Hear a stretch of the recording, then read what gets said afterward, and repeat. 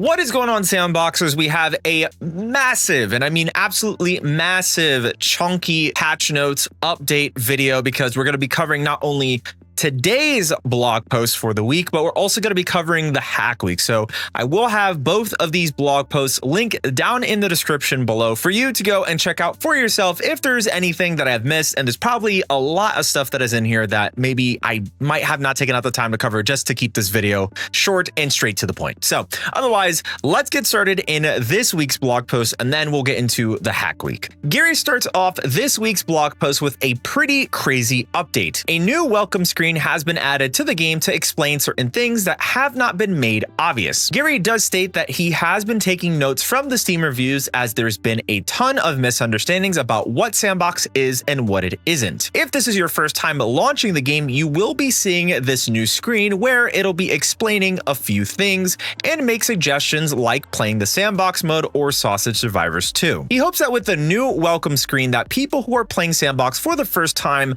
will read it and their experience will be a good one. But Gary also mentions that nobody ever reads anything anymore, and nobody is even reading this. So probably be told what it is in a YouTube video or a TikTok video with fart noises and someone playing Tetris at the side to make sure that they don't get bored. Yes, thank you, Gary. I should maybe try adding that to my videos at some point to help with engagement. But anyways, I've talked about this next topic quite a bit in detail, but Gary has provided more information about the new random drop system. He mentions that there's certain criteria that needs to be met to be eligible for a drop.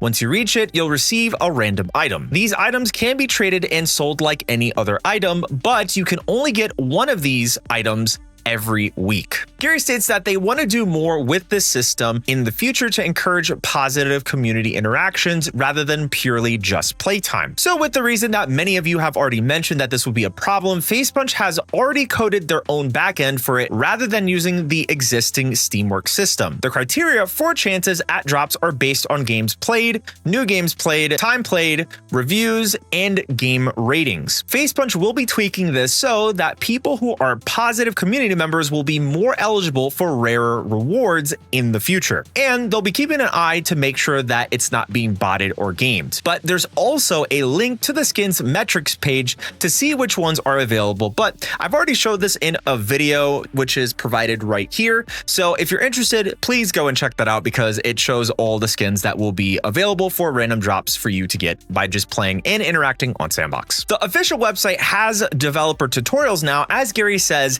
this is a way for Facepunch to write small tutorials without filling the documentation without too much noise. But this is better since the community can edit them too. You'll be able to access this page through the sandbox.game/learn section of the website. Facepunch will be contributing to and improving this over time. For all the skins traders and collectors out there, trade protection has finally been activated in Sandbox.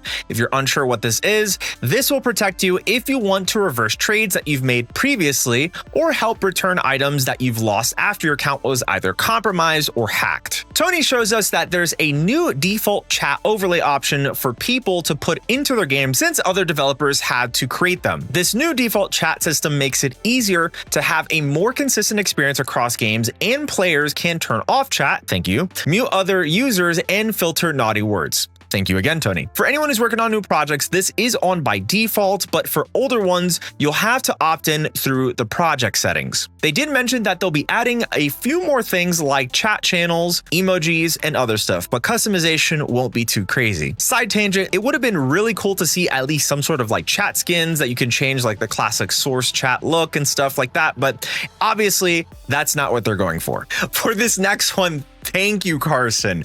There's finally a voice mixer slider in the settings. But Facepunch used to rely on developers to do this themselves, and they thought that this was pretty terrible.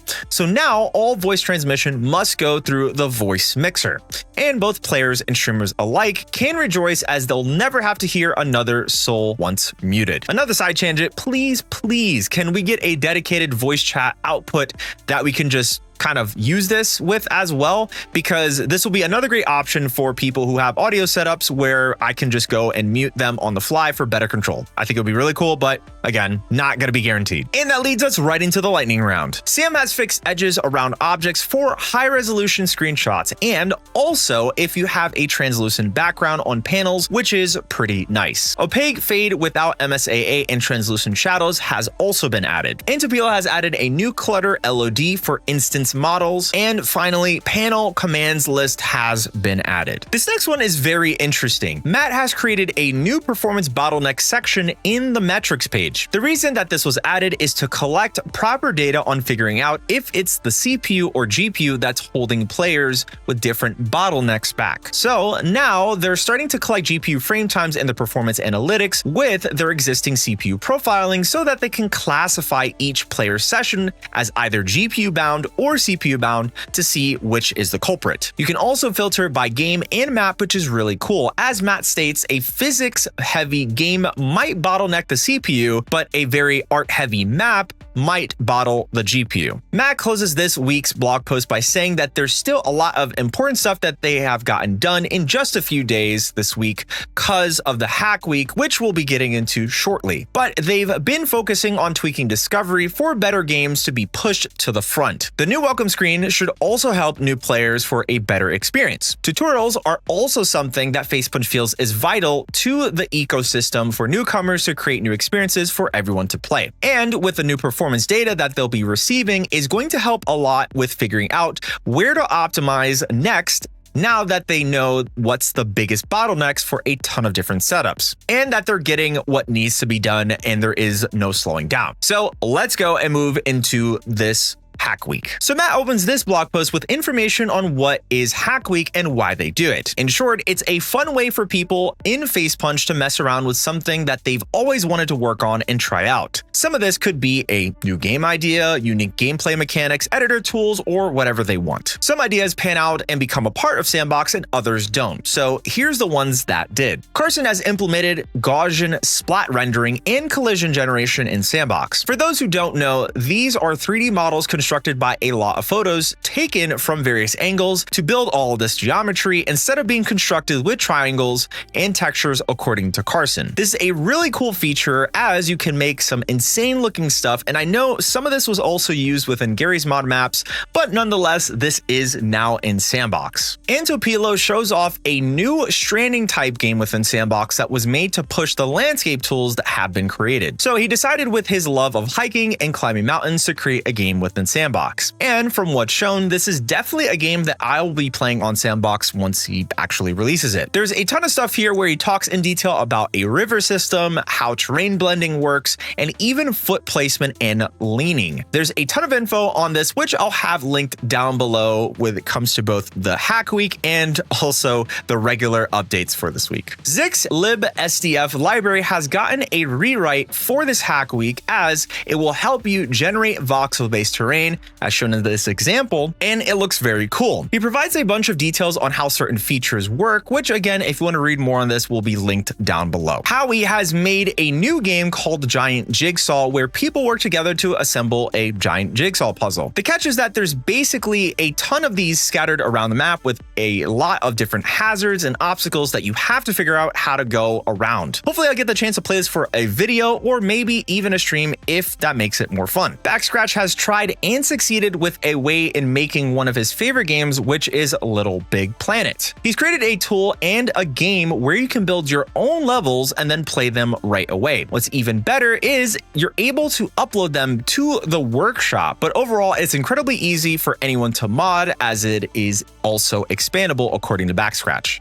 Sam has updated the way text rendering is now on S&box. Before, it was CPU based, but now thanks to a text rendering algorithm that has been made by Eric Langio, it has been implemented inside of S&box as this will provide pixel perfect font curves on the GPU very fast. They've also added this to areas that most people wouldn't really expect, which is also on the main menu for blog updates. Layla has added a new 2D physics system for people creating 2D games. It's using box 2D, but they wanted to avoid the awful 2D to 3D physics API split in other engines. But now, this is a great improvement as it goes through their existing API. Tony was able to create a head and eye tracking system that can be used on the Citizen. From the videos provided, you can see that it's working as intended, as you can creepily look around, and it's still cool nonetheless. But I can't wait to see more people with Terry Sonas somewhere on YouTube or Twitch in the next couple of years when it comes to Sandbox.